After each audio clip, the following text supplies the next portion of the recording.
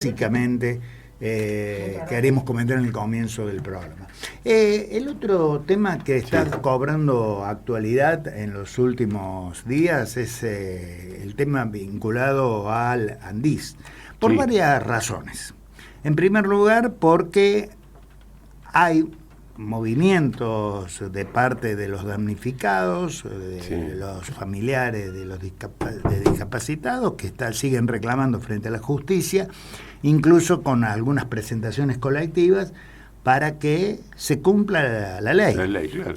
Por otro lado, ya han salido algunos fallos vinculados a que efectivamente hay que dejar de lado todo ese proceso de selección claro. Que llevó adelante la entidad, presidida en su momento por Españolo, durante más de un año. Claro. En tercer lugar, porque la investigación, quizás por primera vez vinculada a las coimas en el Andís, por primera vez la investigación, esto es una opinión personal, ya vamos a consultar con alguien que está en mayor conocimiento que uno de este proceso, por primera vez ha tenido un aporte realmente significativo de parte de quienes debían promover la investigación, al punto tal de que hoy ni siquiera da la sensación de que interese como elemento de prueba los audios que en su momento se difundieron y que destaparon la voz. Quedaron atrás. Exacto. Vamos a hablar fundamentalmente, vamos a hablar de qué es lo que está pasando en este momento con este universo de gente que necesita que de una vez por todas se normalice las prestaciones de la agencia y que además se pague lo que se tiene que pagar a quienes... a diferencia de lo que decía Españolo, no tienen por qué solamente gozar de la, entre comillas, ventaja de no pagar peaje. Claro, por ejemplo. Por ser discapacitado.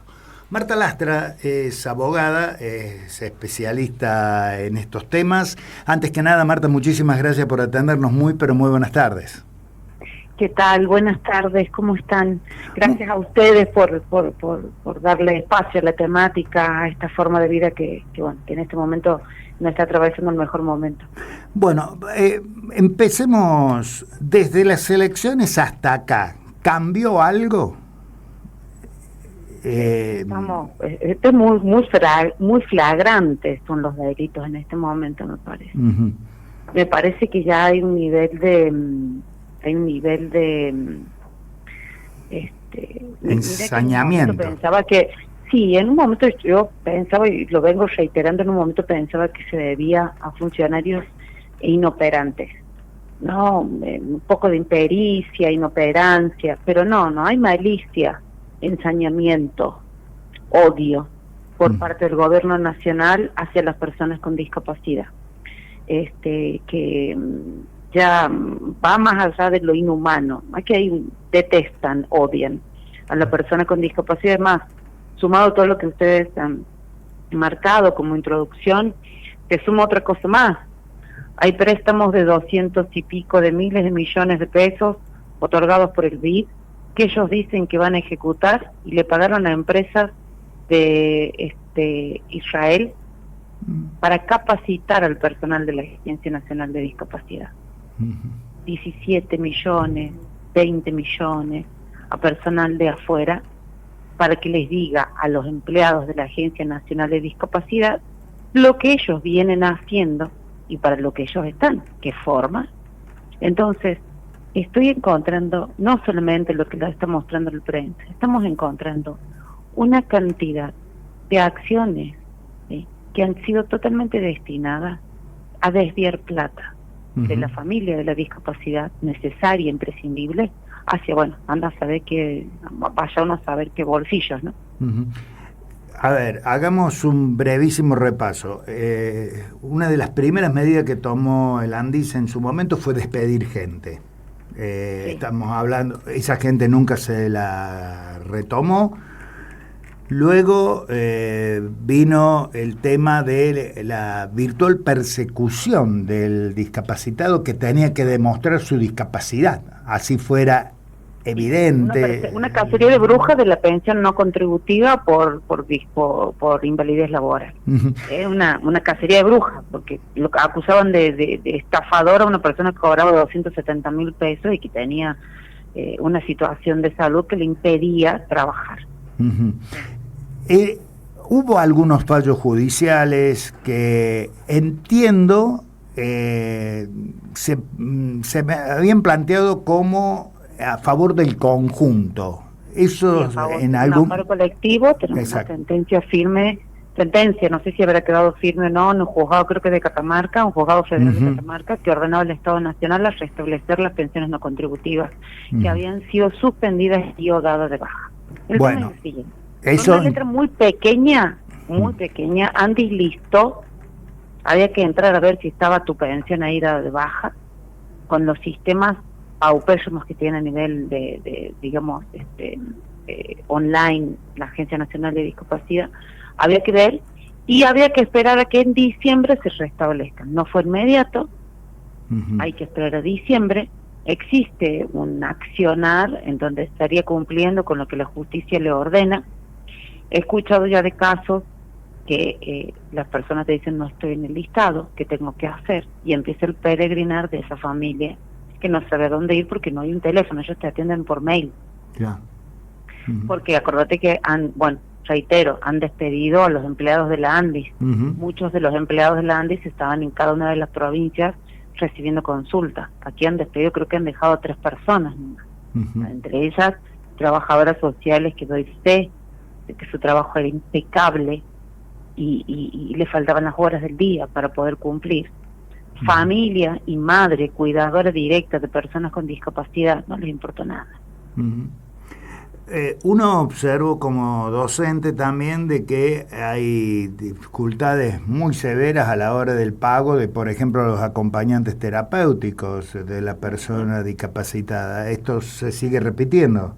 Se sigue repitiendo y esto sería el otro espectro, ¿no? Digamos, el que tiene la pensión no contributiva, que está en una situación de que no tiene ingresos, no tiene trabajo, no accede a una obra social, entonces el Estado le brinda un servicio de cobertura a través de incluir salud, que es el tema de las coimas, por el tema de las coimas, y la magra suma de 270.000 pesos, por lo cual eran acusados de esta gente estafadora y todo.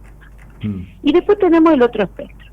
Por ejemplo, en mi caso, yo pago una prepaga y tengo el servicio, ¿sí?, de cobertura de las prestaciones de mi hijo Genaro. ¿Sí? Entonces, a través del cual esto lo hace a través de la Superintendencia de Servicios de Salud, ¿sí?, que depende, vendría a depender del Ministerio de Salud de la Nación.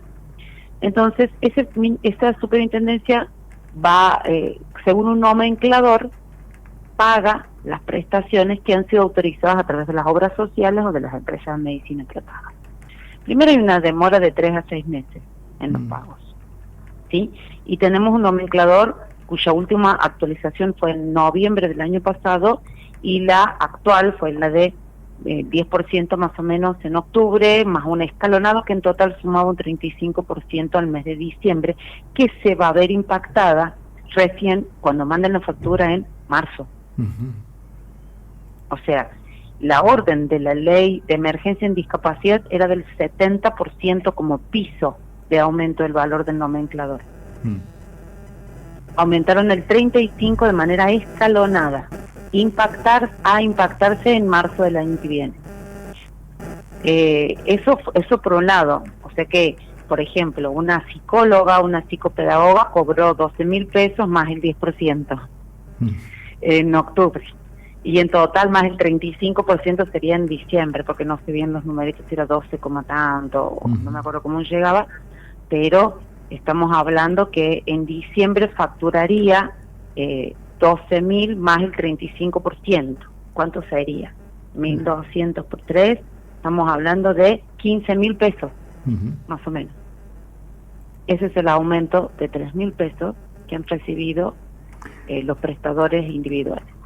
Y todo esto bajo el argumento de que no hay plata para hacer cumplir la ley. Claro, para hacer cumplir la ley no hay plata, pero para comprar submarino hay plata, para multiplicar por 2000% los montos de los remedios hay plata, para pagar eso, para pagar, por ejemplo, consultoras israelíes que capacitan hay plata, hay plata para lo que se quiere. A ver, hay que hacer una lectura del contexto actual.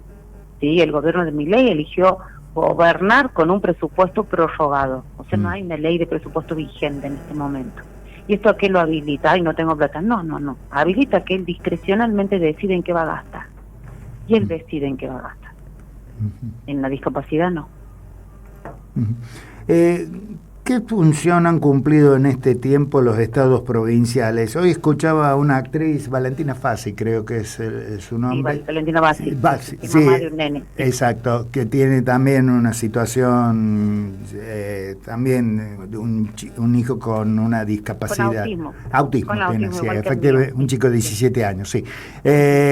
Ella comentaba de que, bueno, estaban esperanzados casi como una última alternativa de que la legislatura porteña, es decir, la de la ciudad de Buenos Aires, bueno, atendiera, aunque sea en este periodo, las emergencias y por lo tanto no tuvieran que interrumpir los procesos de acompañamiento, de tratamiento, porque en estos casos está en juego la vida humana y además en muchos de los casos son irreversibles, o se hacen en el momento que se tienen que hacer o el retraso es ya irreparable. No tengo el dato si finalmente la legislatura porteña lo aprobó, había dudas. Bueno, ¿qué pasa, por ejemplo, en Córdoba? ¿Hay algún tipo de prestación adicional de parte del gobierno de la provincia? No pasa nada. Ha habido un mínimo rescate para los que daban alimentos, de los hogares, los centros que daban alimentos, una mínima ayuda y después nada más. Los gobiernos provinciales han usado a las personas con discapacidad para sacarse fotos cuando se puso de moda con el tema del veto. Y nada más. Se olvidaron, pasaron las elecciones, yo no veo ninguna. A ver, nosotros en Córdoba tenemos una ley maravillosa, que habla sobre, que obliga a que un porcentaje del impuesto inmobiliario vaya destinado a la creación de un fondo para la discapacidad. Esos fondos han sido usados o están destinados a usarse por instituciones del tercer sector que va promoviendo a través de proyectos, ¿sí?, la mejora, la inclusión de las personas con discapacidad en la sociedad. La coyuntura, la problemática de este momento, hace resultar imprescindible la desviación de ese fondo para sostener a los 329 instituciones que están al borde del cierre. Porque estamos hablando de que no tienen para pagar un sueldo. No tienen sueldo del secretario, de la persona de limpieza, ¿sí?, de la psicóloga, del acompañante terapéutico que está empleado ahí para trabajar y para contener a la persona con discapacidad. No hay plata para pagar un alquiler, no hay plata para pagar las cargas laborales, o sea, los impuestos. Hay instituciones, tenemos instituciones con deudas millonarias en Arca. Entonces, un rescate de algún millón o de algunos millones a estas instituciones le solucionan, le dan aire, permiten que no se ahoguen y que no se fundan, que no cierren, porque si por ejemplo cierran el centro educativo terapéutico donde va mi hijo el año que viene, yo no sé qué es lo que voy a hacer porque no tengo espacio, porque el Estado, ni nacional ni provincial, jamás se ocupó de tener espacios para contener a la persona con discapacidad en el sector público. Siempre fue a través del sector privado. Entonces no podemos atacar algo que necesitamos. Estamos hablando de una población que, bueno, en Córdoba es casi 230.000 personas con discapacidad en nuestra provincia, y muchos de ellos son usuarios de las instituciones que están a punto de cerrarse porque se están fundiendo, porque al Estado no le importa.